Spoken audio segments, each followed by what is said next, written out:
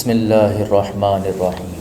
حضرت شداد بن حاد رضی اللہ تعالیٰ عنہ سے روایت ہے کہ نبی محترم صلی اللہ تعالیٰ علیہ وآلہ وسلم ایک مرتبہ عشاء کی نماز میں اپنی گود میں حسن یا حسین علیہ السلام کو اٹھا کے عشاء کی نماز کے لیے تشریف لائے۔ آپ نے نماز شروع کی، سجدہ میں گئے تو سجدہ طویل کر دیا۔ شداد کہتے ہیں کہ اس قدر طویل سجدہ تھا کہ میں نے سر اٹھا کے دیکھا تو میں نے دیکھا امام جو شہزادے ہیں حسن یا حسین، روایت میں حسن یا حسین کا ورڈ آتا ہے، تو شہزادے جو ہیں وہ آپ کی مبارک پشت کے اوپر سوار ہیں۔ میں دوبارہ سجدے میں چلا گیا۔ جب نماز سے فارغ ہوئے تو لوگوں نے عرض کیا، یا رسول اللہ صلی اللہ تعالیٰ علیہ وآلہ وسلم، آپ نے اس قدر طویل سجدہ کیوں فرمایا؟ کیا کوئی وحی آ گئی تھی یا کوئی امر آ گیا تھا؟ تو رسول اللہ صلی اللہ تعالیٰ علیہ وآلہ وسلم نے ارشاد فرمایا، بڑے تاریخی جملے ہیں۔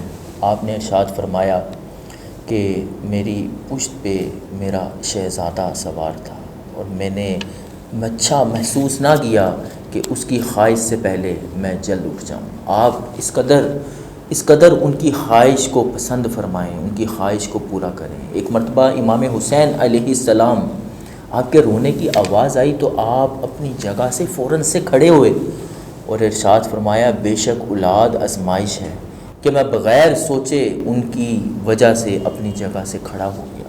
ایک دفعہ حضرت عائشہ صدیقہ سلام اللہ علیہا آپ کے گھر سے نبی محترم صلی اللہ تعالیٰ علیہ وآلہ وسلم باہر تشریف لاتے ہیں۔ سیدہ کائنات سیدہ فاطمہ آپ کے گھر سے گزرتے ہیں تو امام حسین کے رونے کی آواز آتی ہے۔ آپ فوراً سے اپنی پیاری بیٹی سے فرماتے ہیں کہ کیا آپ کو معلوم نہیں کہ مجھے حسین کا رونا جو ہے وہ تکلیف دیتا ہے؟ رسول اللہ صلی اللہ تعالیٰ علیہ وآلہ وسلم تو یہ فرمائیں کہ مجھے حسین کا رونا تکلیف دیتا ہے، ان کے لیے سجدہ طویل کر دیں کہ مجھے ان کی خواہش جتنی ہے میرے پشت کے اوپر سوار ہونے کی میں اس کو پورا کروں۔ ان کی رونے کی آواز سن کے بغیر کسی وجہ کے پریشان ہو کے اپنی جگہ سے کھڑے ہو جاتے ہیں۔ تو امت ان پیارے نواسوں کے ساتھ کیا کر رہی ہے؟ 10 محرم الحرام کا دن ہے، آپ اپنے گھوڑے پہ سوار ہوتے ہیں تو پیاری لاڈلی سیدہ سکینہ، ان کو سکینہ بھی کہا جاتا ہے، وہ پیاری لاڈلی بیٹی آپ کو جانے سے روکتی ہے۔ امام حسین علیہ السلام آپ اپنی پیاری عزت والی والدہ کی عزت والی پیاری بیٹی اپنی بہن سیدہ زینب سلام اللہ علیہا سے فرماتے ہیں کہ یہ اس کا خیال رکھنا، یہ رات کو سوتی ہے تو میرے سینے پہ سوتی ہے، اس کا خاص خیال رکھنا۔ اور فرمایا کہ اب تمام کے تمام کنبے کی ذمہ داری تمہاری ہے، تم نے سنبھالنا ہے۔ یہ وہ سید زادی ہیں جنہوں نے سید نسل کی حفاظت کی۔ اگر آپ یوں کہیں کہ سیدہ فاطمہ سلام اللہ علیہا سے نبی محترم صلی اللہ تعالیٰ علیہ وآلہ وسلم کی صاحبزادی سے سادات کی نسل چلی اور اس نسل کی حفاظت جو کی وہ ان کی بیٹی یعنی سیدہ فاطمہ کی بیٹی سیدہ زینب نے کی۔ جب امام زین العابدین علیہ السلام کو شہید کرنے قتل کرنے کی نیت سے امام حسین کے بعد لوگ آگے بڑھے تو یہ آگے آ کے کھڑی ہو گئیں اور کہا کہ اگر تم نے حسین کے اس صاحبزادے کو شہید کرنا ہے تو اس سے پہلے مجھے مارنا ہوگا۔ تو وہ لوگ پیچھے ہو گئے۔ آپ وہ صاحبزادی ہیں، آپ وہ مولا علی شیر خدا کرم اللہ تعالیٰ وجہ الکریم کی صاحبزادی ہیں کہ جنہوں نے سید زادوں کی جو نسل ہے اس کی حفاظت کی۔ اللہ تعالیٰ ہمیں ان عزت والی ماؤں کے صدقے ایسے شیر جوان عطا کرے جو آج دین کو دوبارہ سے قائم کریں، آج دین کو جو ضرورت ہے وہ نوجوان پھر دوبارہ سے پیدا کریں۔ تو امام حسین علیہ السلام ان سے یہ بات فرما کے میدان کی طرف نکل جاتے ہیں۔ اب یوں محسوس ہوتا ہے کہ جیسے مولا علی شیر خدا کرم اللہ تعالیٰ وجہ الکریم گھوڑے کے اوپر بیٹھے ہیں اور میدان کی طرف جا رہے ہیں۔ ایک ہیبت طاری ہے، پورے کا پورا جو مجمع ہے وہ امام حسین علیہ السلام کی جلالت، ان کی عظمت اور ان کا وقار دیکھ کے ایک خوف کے عالم میں ہے، تمام پریشان ہیں۔ ایک دم سے تیروں کی بوچھار ہونا شروع ہو جاتی ہے۔ امام حسین علیہ السلام کے ساتھ صرف ایک شمامہ رہ گئے تھے جو آپ کے ساتھ اس وقت میدان میں موجود تھے، لیکن امام حسین علیہ السلام کو نماز کا وقت بہت عزیز تھا۔ آپ نے نماز شروع کی، نماز کی حالت میں، سجدہ کی حالت میں آپ کو شہید کر دیا گیا۔ آپ علیہ السلام کے جسم اقدس کے اوپر صرف نیزوں کے 30 نشان تھے اور 34 نشان تلواروں کے تھے۔ آپ کو شہید کرنے کے بعد آپ کا سر مبارک جو ہے وہ تن سے جدا کرنے کے بعد بدبختوں نے آپ کے مبارک جسم کے اوپر گھوڑے دڑائے۔ آپ کا جو قمیض تھی اور آپ کے نالین تھے ان کو اتار دیا گیا۔ اس قدر بدبخت لوگ تھے، اس قدر عقل سے پیدل اور ظالم لوگ تھے کہ ان کو ذرا بھی حیا نہیں آئی کہ ہم لوگ کیا کر رہے ہیں۔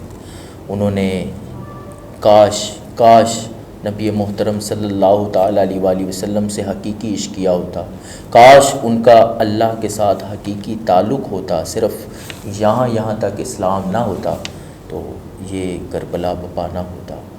انہوں نے ظلم کے پہاڑ توڑ دیے۔ امام حسین علیہ السلام کو شہید کرنے کے بعد جو قیامت بعد میں رہ جانے والے اہل بیت کے اوپر ڈھائی گئی، امام زین العابدین علیہ السلام کے گلے میں پتھر کا بنا ہوا پتھر نما ایک توق ہوا کرتا تھا جس کو گلے کے اندر ڈالا۔ اس کا جو پتھر کا حصہ ہے وہ آج بھی اگر آپ کو لال شہباز قلندر رحمۃ اللہ تعالیٰ علیہ جانا نصیب ہو تو وہاں پہ ایک پیالہ ٹائپ سا بنایا ہوا ہے جس میں 3 پتھر ہیں، ایک کعبۃ اللہ کا، بیت اللہ کا ہے، ایک ان کے اپنے مزار اقدس کا ہے، اور ایک وہی پتھر ہے جو امام زین العابدین علیہ السلام کے گلے میں ڈالا گیا۔ آپ کو قید کر لیا گیا اور جان بوجھ کے مسجد کوفہ کے صحن میں آپ کو، یہ نہیں کہ فوراً سے یزید کے ادھر جو دربار ہے وہاں لے گئے، نہیں، پہلے کوفہ میں قید کیا گیا اور امام زین العابدین کو صحن میں باندھ دیا گیا، ان کو وہاں پر قید کر دیا گیا۔ جو بھی تاکہ نمازی ہے وہ دیکھے کہ حکومت وقت نے کتنا اس کی پاور ہے، کتنا اس کا جناب کنٹرول ہے کہ انہوں نے نواسہ رسول صلی اللہ تعالیٰ علیہ وآلہ وسلم کو کس قدر اذیت کے ساتھ نہ صرف شہید کیا بلکہ ان کے گھر والوں کو بھی قید کیا۔ تو لوگ آتے جاتے دیکھتے تھے، یہ وہی کوفہ تھا۔ یہ کوفہ والے جانتے تھے کہ امام حسین علیہ السلام کون ہے، وہ جانتے تھے مولا علی کی شان کیا ہے، کیونکہ مولا علی کے دور میں وہیں تو دارالخلافہ تھا۔ انہوں نے بے دردی سے فاطمہ کے پھولوں کو زمین میں رون ڈالا۔ اللہ تعالیٰ ان لوگوں کا انجام برا کرے، اللہ تعالیٰ ہمیں اہل بیت کے ساتھ حقیقی محبت عطا فرمائے۔ امام حسین علیہ السلام نے جو کچھ اس امت کے لیے کیا ہے، اگر امت اس کا 1% بھی لٹانے میں کامیاب ہو جائے تو یقین مانیے امت مسلمہ آج پوری دنیا کے اوپر راج کرے۔ ہمیں امام حسین علیہ السلام سے صرف زبانی وفا کا دم نہیں بھرنا، بلکہ وہ وفا کرنی ہے جو وفا حضرت غازی عباس علمدار علیہ السلام کر گئے۔ ہمیں وہ وفا کرنی ہے جو آپ کے ساتھ علی اکبر کر کے، جو علی اصغر کو جب گود میں دیا نا تو ماں کے پاس پیاس کی شدت سے رو رہے تھے، جیسے ہی امام حسین علیہ السلام کو دیا گیا تو امام حسین کے پاس آتے ہی وہ خاموش ہو گئے۔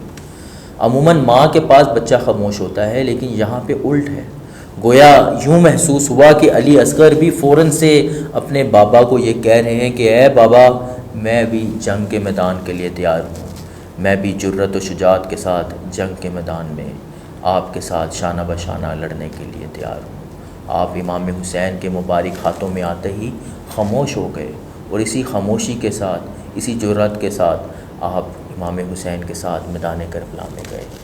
تو ہمیں امام حسین علیہ السلام سے وفا کا اصل دم بھرنا ہے، ان کے بتائے ہوئے راستے پہ چلنا ہے، نماز کو اپنانا ہے، توحید کو پھیلانا ہے، سنتوں کو عام کرنا ہے، اور اپنی زندگی میں یہ عہد کر لینا ہے کہ ہمارے وجود سے کبھی کسی کو ایذا نہ پہنچے۔ اللہ تعالیٰ سے دعا ہے کہ اللہ تعالیٰ اپنے حبیب علیہ السلام کے صدقے میں پنجتن پاک کی خاص محبت عطا فرمائے، جن کو دھوکے سے کوفہ بلایا گیا، جن کو بیٹھے بٹھائے ستایا گیا، جن کے بچوں کو پیاسا رلایا گیا، جن کی گردن پہ خنجر چلایا گیا، اس حسین ابن حیدر پہ لاکھوں سلام۔